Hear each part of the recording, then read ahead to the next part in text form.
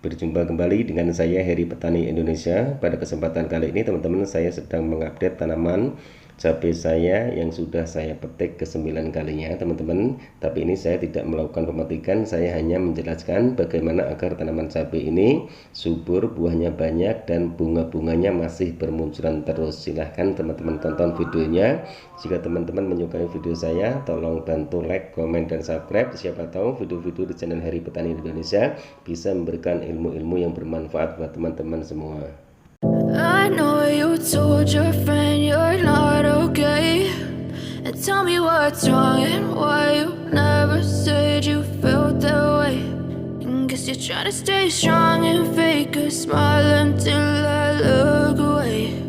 But I've known you too long, it hurts to watch your blue eyes fade to gray as you fade away. As you fade away, I know you told your friend you're not okay, and tell me what's wrong and why you never said you felt that way. And guess you're trying to stay strong and fake a smile until I look away. But I've known you too long, it hurts to watch your blue eyes fade to gray as you fade away.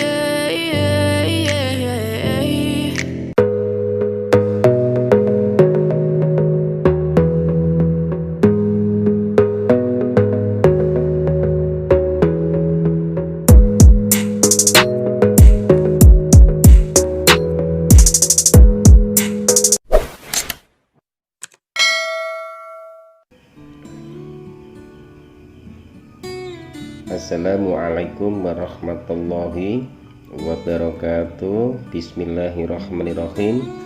Allahumma sholli ala Sayyidina Muhammad wa ala ali Sayyidina Muhammad. Berjumpa kembali dengan saya Heri Petani Indonesia. Pada kesempatan kali ini teman-teman, saya sedang mereview tanaman cabai saya yang saat ini sudah pemetikan ke-9 kalinya teman-teman.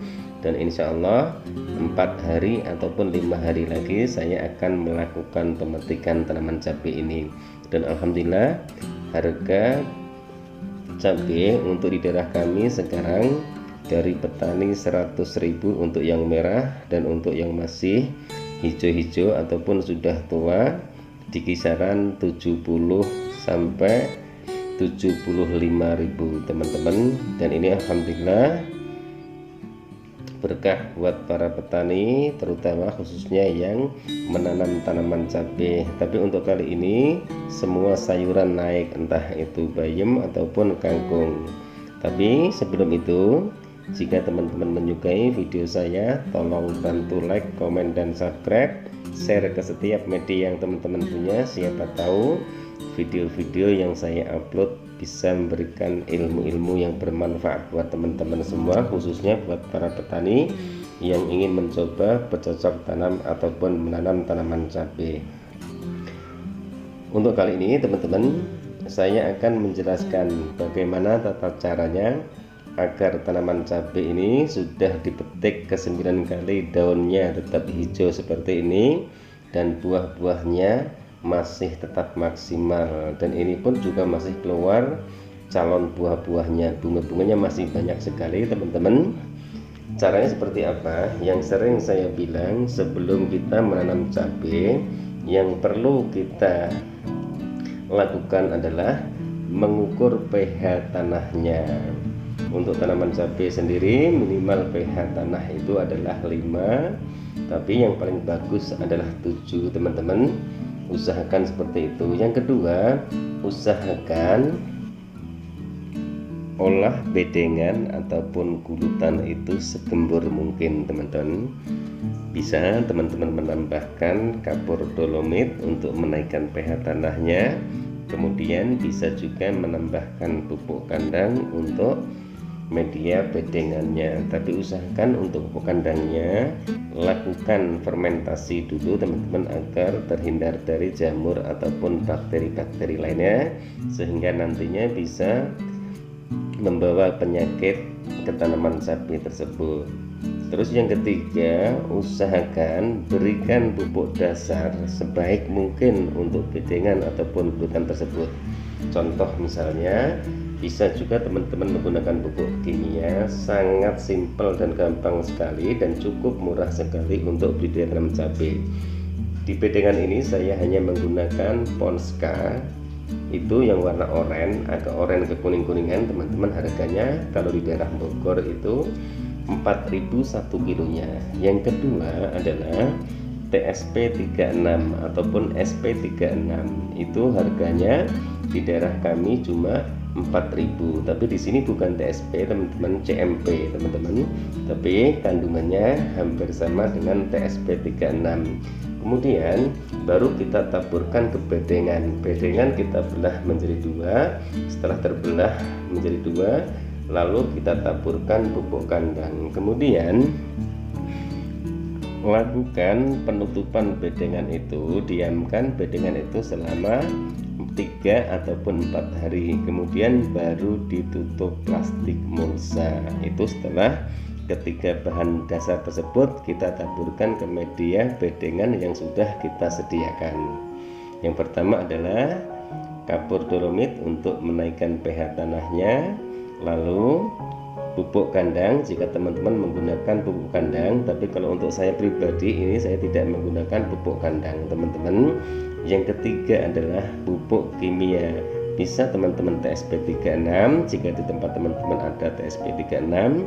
Kemudian Ponska. Ponska pun juga bisa menggunakan Ponska Plus teman-teman, tapi harganya 3 kali lipat daripada Ponska biasa. Tapi kalau kita bercocok tanam, yang penting yang kita cari adalah pupuk-pupuk yang harganya sangat murah. Jadi kita bisa meminimalisir biaya pengeluaran. Kemudian kita tutup bedengan itu selama 1 minggu dengan plastik mulsa. Kemudian setelah 1 minggu baru kita buatkan lubang. Ini berhubung ini bekas tanaman melon ataupun tanaman timun suri yang kemarin, dan tanaman cabai ini adalah hasil tumpang sari tanaman melon timun suri.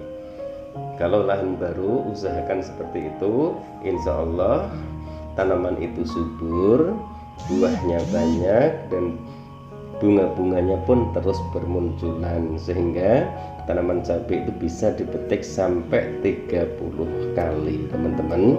Dan ini pun di lahan satunya juga sudah saya buatkan tata cara budidaya tanaman cabai. Cuma sekarang baru berusia 15 hari setelah pindah tanam. Jadi yang kemarin pindah tanamnya sudah saya buatkan video. Insya Allah di situ juga lahan bekas juga teman-teman, bekas tanaman melon waktu itu Leoni F1. Dan alhamdulillah tanamannya sangat subur. Insya Allah dalam waktu 2 atau 3 hari videonya akan saya upload. Sekalian saya melakukan tumpukan. Untuk pupuk susulan teman-teman sebenarnya bisa dilakukan dan juga bisa tidak. Karena apa? Jika bedengan itu sudah kita kasih pupuk semaksimal mungkin, insya Allah pupuk susulan pun juga kita bisa menguranginya. Misalnya gini, di masa-masa vegetatif, masa-masa pertumbuhan, kita lihat dulu pertumbuhan tanaman cabai tersebut. Jika tanaman cabai tersebut pertumbuhannya normal, usahakan jangan dilakukan pemupukan, terkecuali kalau daunnya keriting. Untuk daun keriting saya hanya menggunakan Ultradap, kemudian saya tambah insektisida teman-teman, dan alhamdulillah ini walaupun ada sebagian daun yang kuning yaitu penyakit belang, tapi alhamdulillah buah-buahnya masih banyak dan sangat lebat sekali.